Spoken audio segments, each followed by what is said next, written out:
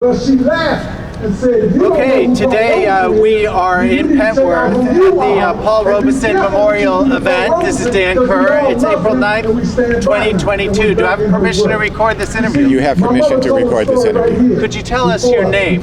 My name is James Early. And James, could you tell us a little bit about the significance of Paul Robeson to you? Well, Paul Robeson, one of the metaphors that I think most captures and reflects who he was and who the spirit of his life, what the spirit of his life continues to emanate for us, is the tallest tree in our forest. He was an extraordinary individual in his social accomplishments, having been the descendant of enslaved parents, having been the third African American to enter Rutgers, becoming a professional football player, becoming a lawyer, becoming a really organic, self-trained operatic singer, singing in multiple languages, including European languages, immersed fundamentally in the spirituals, the life of the ordinary, exploited, marginalized African Americans who built an internal expression despite the externalities that limited their literal lives, that exploited them, that raped and pillaged them. He saw in them the essence of true democracy. And from that black particularity, if you will, he looked out onto the world, looked into Europe, looked into Eastern Europe in particular. When the Union of Soviet Socialist Republics emerged, he saw the humanistic possibilities and the philosophy that was put forward. And he took his life and his career into that arena, not for exchange, not about sacrifice, but really about how to envision and to build a new world. This is the Paul Robeson, the tallest tree in our forest. And that metaphor is important because it meant that he was connected not only to the African American community, but he was connected to all communities in search of liberatory perspectives in their lives. And this made him quite a dangerous person, not to be segmented into one group or another, but to really become a concentrated expression in integrating himself into the plural humanistic expressions of people across the country and across the world. And so these monuments, this monument to him and this neighborhood, as has been pointed out, when you look at this literal environs here, when someone took away the original marker, here I stand describing this artistic work by Uzikee Nelson, someone in the community, we don't know whom, put up a new marker. Someone put up this lamp, hung it with wires, with solar lights, we don't know who, so that light could be brought to this stature and its meaning 24 hours a day. So this is the connection between Paul Robeson, the tallest tree in our forest, the African American forest, but the forest of global humanity, and the connection with Uzikee Nelson, who has gone to the city of Washington, D.C. and asked to be the caretaker of public space, put his artwork up. He installs them.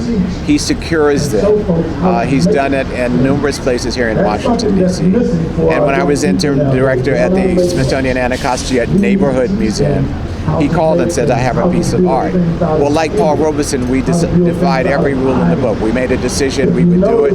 And he came and he secured it, and the Smithsonian Institution said, how did this get here? We have rules and regulations. We said, well, now we can talk about the rules and regulations. The artwork is here, and it stood for 20-some years. That's beautiful. And so you've known Uzikee for how long? Oh, I've been in this town now 51 years, and for the better part of that, I have known him because he is, as is his wife, Janya Umoja, they are organic expressions of community. I refer to them as citizen artists. They're not pedestal artists. They're not high-profile, highly individualized personalities. Their work reflects that kind of attention, but they're very much embedded in the Washington arts, culture, social activism community, and that is what makes both of them quite distinct.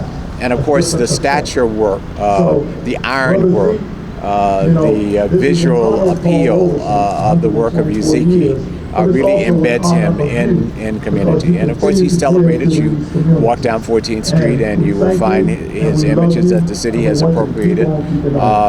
He is not as recognized by the establishment, but he is embraced and recognized by the community.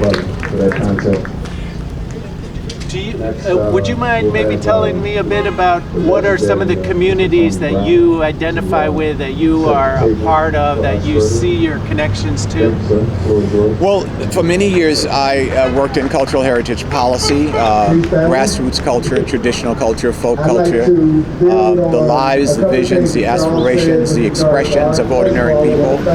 Who may not be literate, but who are powerful in their song expressions, who are powerful in their artisanal expressions, who is not only express their imaginary perspectives about beauty and truth, but bring their social history, tell their narratives. Sweet Honey and the Rock is one example, who still describes themselves today as a community, Washington, D.C., community-based. I, happenstance, was involved in giving them their first job at Howard University at the inauguration of the Association of African and African American Folklorists. That's one expression of women, including gay, lesbian women, not all of them lesbian women, who broke into the public space, one of the most important democratic developments that we have seen since the modern civil rights movement. They built a community of women who have traveled all over the world, but in process, which is a community sort of musical sewing circle of women who come together, not as professionals, but to share in song, to express their humanity in song. This is one of the communities. I'm on the board of Roadwork, which was founded by Dr. Bernice Johnson Reagan, who's the founder of Sweet Honey and the Rock, and Dr. Amy Horowitz, who put women on the road. Many of them, in that instance, lesbian women, powerful, imaginative creators in song and instrumental music, but who were not recognized in the public institutions. We're about to celebrate the 40th anniversary of Roadwork on the Millennium Stage at the Kennedy Center, and the last number of years we've done it at the Smithsonian Folklife Festival. So the broader women's community and all of its diversity is part of that. I'm a Latin American specialist by training in the Spanish and Portuguese languages and in traditional culture. I'm very much involved with the Latino community here, including the Afro-Latino community. And so I have been fortunate to have my life intersect in the public space these various communities that comprise Washington, D.C. And while in a singular sense I'm an African American, in a more concentrated sense I'm an expression of all of those communities that I have been engaged with, who have helped to inform my outlook and to sharpen my skills.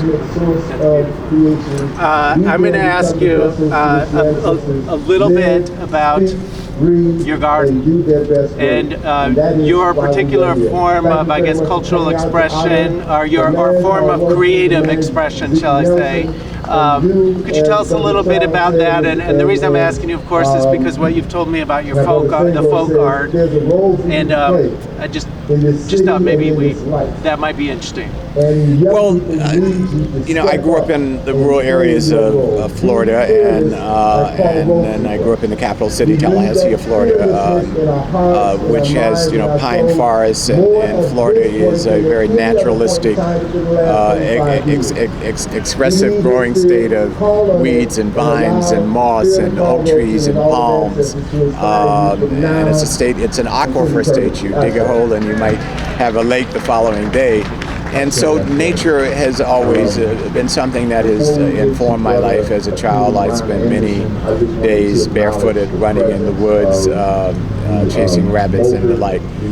But from a very practical point of view, I didn't want to cut grass, so I removed all of the grass and I began to put down ground cover and flowering ground cover. And so I find it meditative. It gives me a sense of ease and relaxation and wholesome diversion from activist stuff or family issues and the like.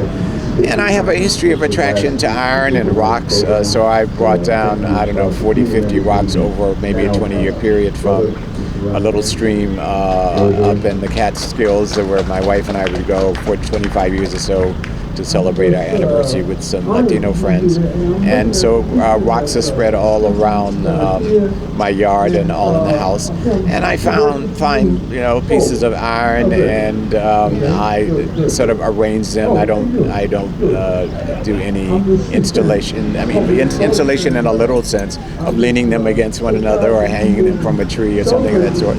And it has become quite an attraction that I'm quite proud of. The little children passing my house going to the park every day, or their parents all stop to tell me what a wonderful experience it is for them. Joggers stop as they see me and say, I can't wait to get to this spot as I'm jogging on my regular jog.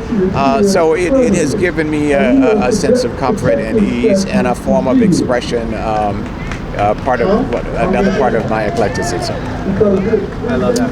Is there anything else you'd like to share with us? Well, the only other thing I would include, I'm really pleased when I saw the Humanities Truck, I thought, the DC Humanities Council, which used to be called the DC Community Humanities Council, and they dropped that word community for, in all due respect to the extraordinary people over the years who have worked there, and I was a member of the board, I think, after Ethelbert Miller, who was the first board chair. I was very disappointed that they dropped the term community, because it is in communities and the histories of communities that our humanity emerges, and of course history is the bedrock of that. What are people doing in space and time? Why? What are the events? How do they add up together?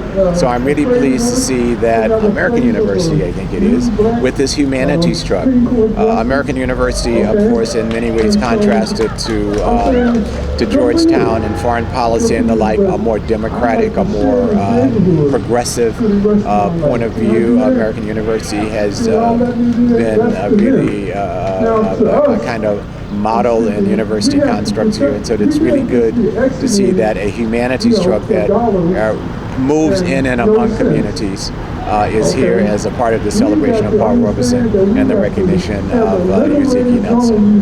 I appreciate that. Thank you. Okay.